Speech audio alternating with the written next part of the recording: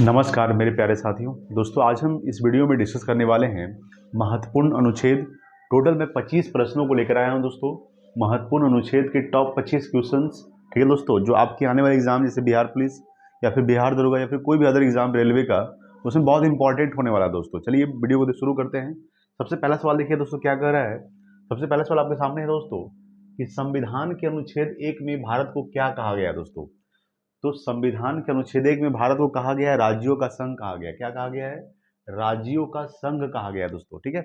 याद रखिएगा कि अनुच्छेद संविधान के अनुच्छेद 1 में क्या कहा गया है? भारत को राज्यों का संघ कहा गया है दोस्तों, ठीक है। अगर बात करेंगे कि भारत में टोटल 28 राज्य है और 8 केंद्र शासित प्रदेश है दोस्तों। वर्तमान में भारत में कितने राज्य है? 28 राज्य और 8 केंद्र शासित प्रदेश है, ठीक है। याद रखिएगा। चलिए अगला है, सेकंड नंबर सवाल है दोस्तों कि भारतीय संविधान के किस अनुच्छेद में नागरिकता संबंधी प्रावधान है, ठीक है। यानी भारतीय संविधान के किस अनुच्छेद में नागरिकता संबंधी प्रावधान, नागरिकता का जो उल्लेख किया गया है वो अनुच्छेद 5 से लेकर अनुच्छेद 11 तक उल्लेख किया गया दोस्तों। याद रखिएगा, अनुच्छेद 5 से लेकर अनुच्छेद 11 तक ये नागरिकता का वर्णन किया गया दोस्तों। अनुच्छेद 5 से लेकर अनुच्छेद 11 तक दोस्तों, ठीक है। चलिए याद रखिएगा। नेक्स्ट दोस्तों 3 नंबर सवाल देखिएगा कि भारतीय संविधान के किस अनुच्छेद के अंतर्गत राष्ट्रपति लोकसभा को भंग कर सकता है, ठीक है। सवाल क्या है दोस्तों, पढ़िएगा फिर से कि भारतीय संविधान के किस अनुच्छेद के अंतर्गत, ठीक है, राष्ट्रपति लोकसभा को भंग कर सकता है दोस्तों। तो अनुच्छेद 85 के अंतर्गत, ठीक है, अनुच्छेद 85 के अंतर्गत, ठीक है। याद रखिएगा कि राष्ट्रपति जो है वो लोकसभा को भंग कर सकता है दोस्तों, ठीक है। याद रखिएगा। अगर बात करेंगे लोकसभा का उल्लेख दोस्तों अनुच्छेद किसमें किया गया है? याद रखिएगा, अनुच्छेद 81 में किया गया है लोकसभा का उल्लेख दोस्तों। अगर हम बात करते हैं, ठीक है, राज्यसभा का, जैसे कि सरला, ठीक है दोस्तों, याद रखिएगा। सरला की तरह याद रखिएगा दोस्तों, सा से हो जाएगा दोस्तों संसद, ठीक है, संसद, ठीक है। अगर बात करेंगे सा से दोस्तों संसद, आर से रा से दोस्तों राज्यसभा, याद रखिएगा राज्यसभा, ठीक है दोस्तों। उसके बाद ला से दोस्तों लोकसभा, ठीक है, लोकसभा, ठीक है। अगर बात करेंगे तो दोस्तों संसद का जो उल्लेख है 79 में किया गया, अनुच्छेद 79 में संसद का उल्लेख किया गया, ठीक है। अनुच्छेद अगर बात करेंगे 80 में राज्यसभा का उल्लेख किया गया, अनुच्छेद 80 में राज्यसभा का उल्लेख किया गया है और अनुच्छेद 81 में लोकसभा का उल्लेख किया गया दोस्तों, ठीक है। अनुच्छेद 81 में लोकसभा का उल्लेख किया गया है और संसद का जो उल्लेख किया गया है 79 में किया गया है, याद रखिएगा। तो भारतीय संविधान किस अनुच्छेद के अंतर्गत राष्ट्रपति लोकसभा को भंग कर सकता है? तो अनुच्छेद 85 के अंतर्गत राष्ट्रपति जो है लोकसभा को भंग कर सकता है दोस्तों। अगला दोस्तों 4 नंबर सवाल आपके सामने है कि इस अनुच्छेद में बताया गया है कि राष्ट्रपति सर्वोच्च न्यायालय से परामर्श ले सकता है, ठीक है। तो अनुच्छेद 143 में बताया गया दोस्तों, याद रखिएगा। अनुच्छेद 143 में बताया गया है कि राष्ट्रपति जो है वो सर्वोच्च न्यायालय से परामर्श ले सकता है, ठीक है। क्या ले सकता है? परामर्श ले सकता है। अनुच्छेद 143 में इसका उल्लेख किया गया है दोस्तों, ठीक है, ध्यान रखिएगा। चलिए नेक्स्ट सवाल देखते हैं। अगला दोस्तों आपके सामने क्या है? अगला दोस्तों 5 नंबर सवाल देखिएगा, ठीक है। देखिए दोस्तों 5 नंबर सवाल क्या कर रहा है आपके सामने? 5 नंबर सवाल कह रहा है आपके सामने दोस्तों कि संविधान में, ठीक है, संविधान के किस अनुच्छेद के अंतर्गत सर्वोच्च न्यायालय के न्यायाधीश, ठीक है, सर्वोच्च न्यायालय के न्यायाधीश पर महाभियोग चलाने का प्रावधान है? किस अनुच्छेद के अंतर्गत?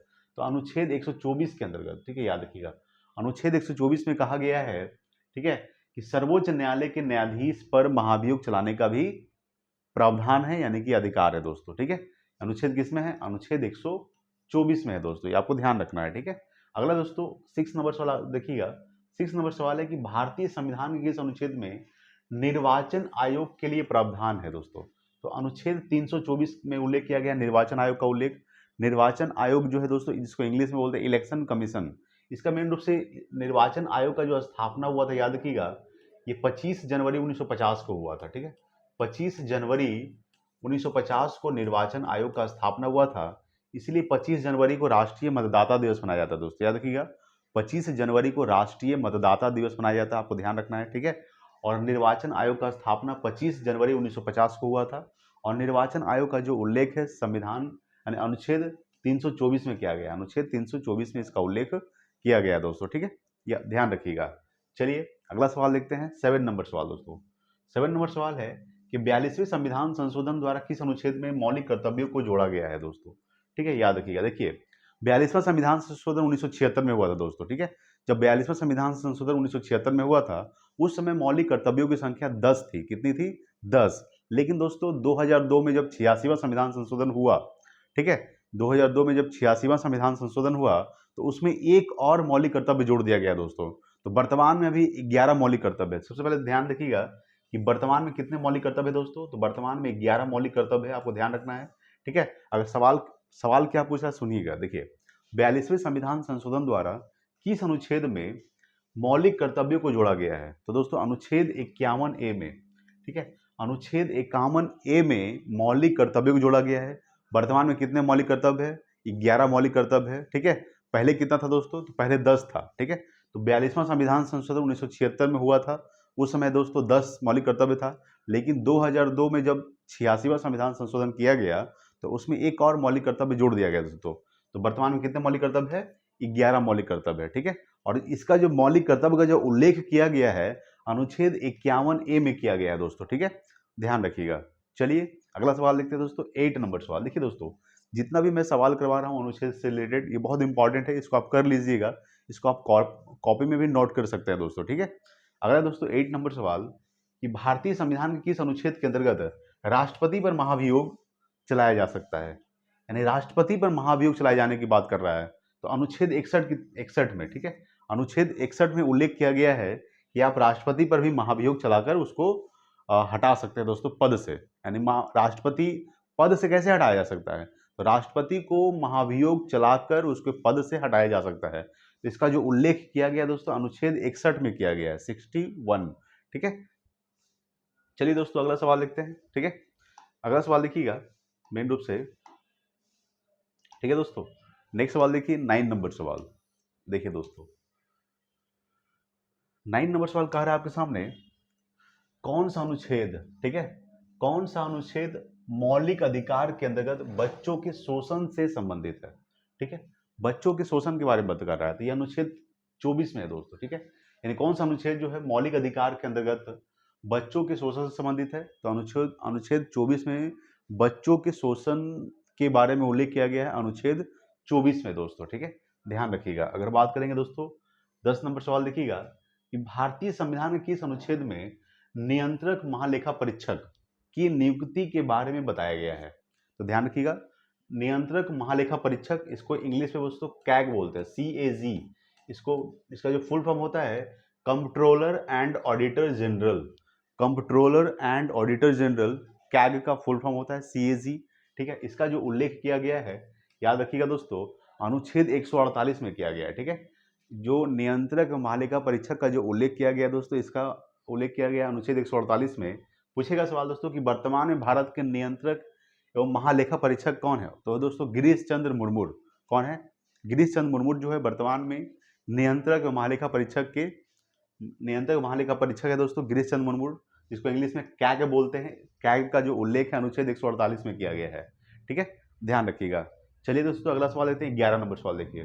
11 नंबर सवाल है कि भारतीय संविधान के किस अनुच्छेद में राज्य के नीति निर्देशक तत्वों का उल्लेख किया गया है दोस्तों, ठीक है। राज्य के जो नीति निर्देशक तत्व का जो उल्लेख किया गया अनुच्छेद कहां से कहां तक, तो अनुच्छेद 36 से लेकर अनुच्छेद 51 तक, ठीक है, याद रखिएगा अनुच्छेद 36 से लेकर अनुच्छेद 51 तक राज्य के नीति निर्देशक तत्व का उल्लेख किया गया दोस्तों। और पूछेगा किस भाग में किया गया है, ये भाग 4 में किया गया है दोस्तों, ठीक है, भाग 4 में इसका जो उल्लेख किया गया है राज्य के नीति निर्देशक तत्व का उल्लेख भाग 4 में अनुच्छेद 36 से लेकर अनुच्छेद 51 तक, ठीक है, ध्यान रखिएगा दोस्तों, ठीक है। चलिए अगला दोस्तों 12 नंबर सवाल आपके सामने है कि किस अनुच्छेद में यह बताया गया है कि भारत का सर्वोच्च न्यायालय नागरिकों के मौलिक अधिकार की रक्षा करता है, ठीक है, यानी किस अनुच्छेद में बताया गया है कि भारत का जो सर्वोच्च न्यायालय है, ठीक है, वो नागरिकों के मौलिक अधिकार की रक्षा करता है दोस्तों, तो अनुच्छेद 32, ठीक है।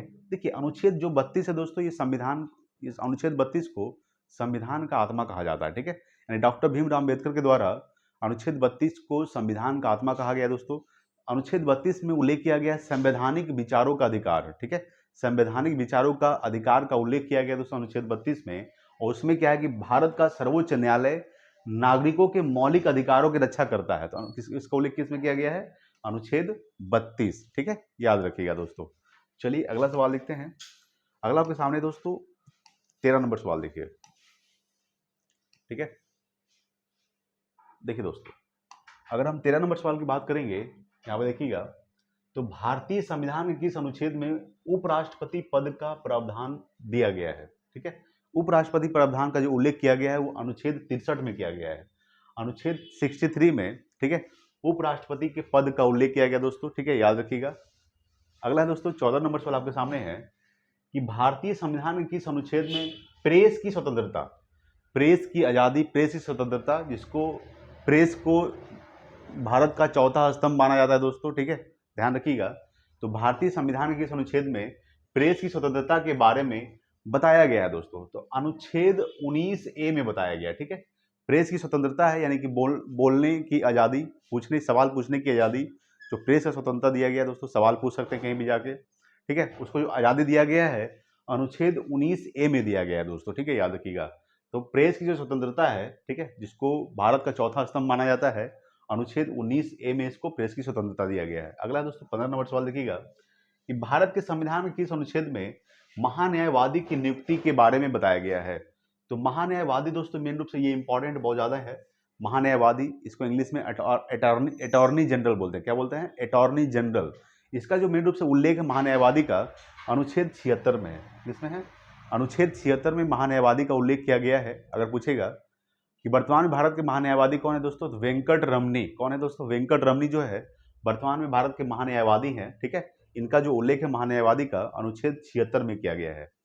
अगला दोस्तों 16 नंबर सवाल है कि कौन सा अनुच्छेद अस्पृश्यता का उन्मूलन करता है? देखिए अस्पृश्यता दोस्तों, इसको मेन रूप से ध्यान रखिएगा, छुआछूत बोलते हैं। क्या बोलते हैं? छुआछूत। तो छुआछूत का जो उल्लेख है अनुच्छेद 17 में किया गया दोस्तों, ठीक है।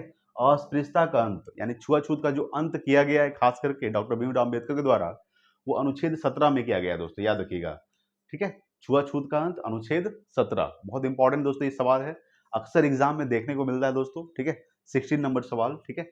चलिए नेक्स्ट सवाल देखते हैं। अगला 17 नंबर सवाल देखिएगा। देखिए दोस्तों 17 नंबर सवाल कह रहा है आपके सामने कि भारतीय संविधान के किस अनुच्छेद में नई अखिल भारतीय सेवा, ठीक है, नई अखिल भारतीय सेवा की स्थापना का प्रावधान है दोस्तों? तो इसका जो उल्लेख है अनुच्छेद 12 में है, अनुच्छेद 312, ठीक है। अनुच्छेद 312 में इसका उल्लेख किया गया दोस्तों। नई अखिल भारतीय सेवा का जो उल्लेख है, खासकर उसके स्थापना का जो उल्लेख है अनुच्छेद 312 में किया गया दोस्तों। जितना भी मैं सवाल करवा रहा हूँ इसको आप कॉपी में नोट कर लीजिएगा दोस्तों, और इसको याद करने की बहुत ज़्यादा प्रैक्टिस कीजिए, ठीक है। तो आपको बहुत सिंपल में याद हो जाएगा दोस्तों, ठीक है। देखिए अगला दोस्तों 18 नंबर सवाल है कि भारतीय संविधान के किस अनुच्छेद में यह बताया गया है कि संघ की राजभाषा हिंदी तथा देवनागरी होगी? देखिए ये बहुत इंपॉर्टेंट सवाल है, हिंदी तथा देवनागरी होगी, ठीक है। तो अनुच्छेद 343 में है दोस्तों, ठीक है। अनुच्छेद 343 में इसका उल्लेख किया गया है कि जो संघ की जो राजभाषा होगी क्या होगी? हिंदी तथा देवनागरी होगी। इसका उल्लेख अनुच्छेद 343 में किया गया दोस्तों, 343, ठीक है, याद रखिएगा। चलिए नेक्स्ट देखते हैं दोस्तों अगला सवाल, 19 नंबर सवाल देखिएगा, ठीक है। देखिए दोस्तों 19 नंबर सवाल क्या कह रहा है आपके सामने? 19 नंबर सवाल है कि संविधान में किस अनुच्छेद के तहत यह बताया गया है कि अवशिष्ट शक्तियां केंद्र के पास होगी? ठीक है, यानी संविधान के किस अनुच्छेद में यह बताया गया है कि जो अवशिष्ट शक्तियां होंगी वो केंद्र के पास होगी? तो अनुच्छेद 248 में इसका उल्लेख किया गया है, ठीक है। अनुच्छेद 248 में इसका उल्लेख किया गया है कि जो अवशिष्ट शक्तियां होंगी किसके पास होगी? केंद्र के पास होगी, ठीक है। चलिए अगला दोस्तों 20 नंबर सवाल कि भारतीय संविधान के किस अनुच्छेद के अंतर्गत भारत सरकार द्वारा भारत रत्न, पद्म विभूषण प्रदान किए जाते हैं दोस्तों? देखिए सवाल पूछेगा आपसे कि भारतीय संविधान किस अनुच्छेद के द्वारा, किस अनुच्छेद के अंतर्गत जो भारत रत्न दिया जाता है दोस्तों भारत सरकार के द्वारा, पद्म विभूषण प्रदान किया जाता है, वो किस अनुच्छेद के अंतर्गत किया जाता है?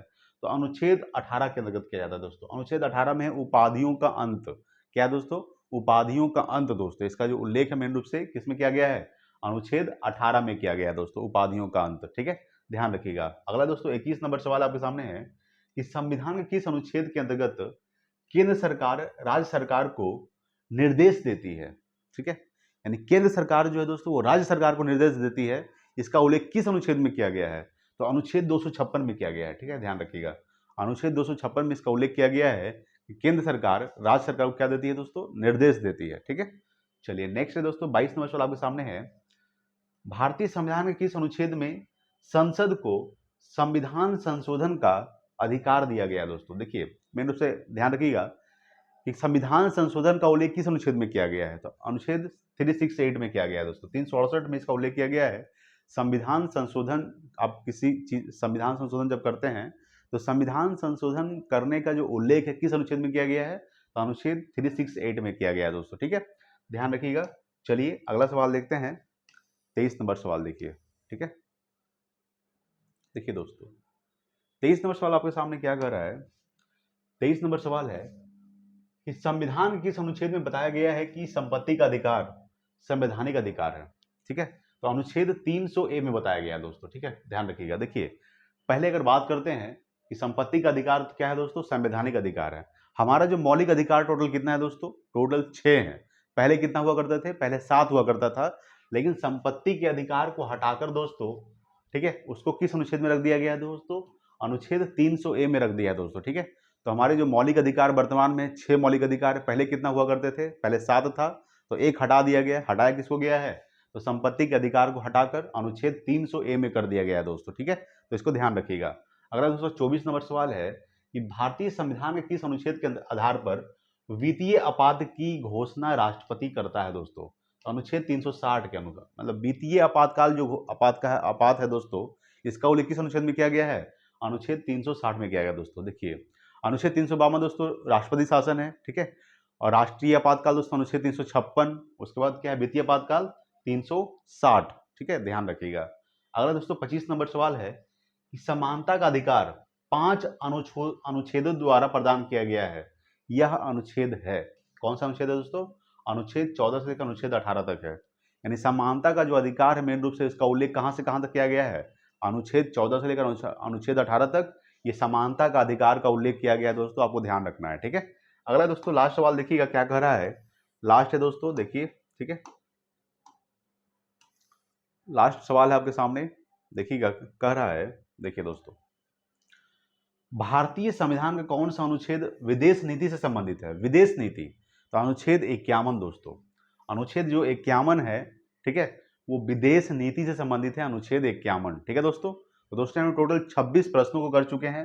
ठीक है दोस्तों, तो जितने भी प्रश्न है दोस्तों इसको आप पूरा नोट कर लीजिएगा और इसको प्रैक्टिस कीजिए, याद कीजिए दोस्तों। एग्जाम में बहुत ज़्यादा ये सब प्रश्न देखने को मिलते हैं दोस्तों एग्जाम में। ठीक है, तो दोस्तों आज के लिए इतना ही, मिलते हैं अगले वीडियो में। तब तक के लिए जय हिंद, वंदे मातरम।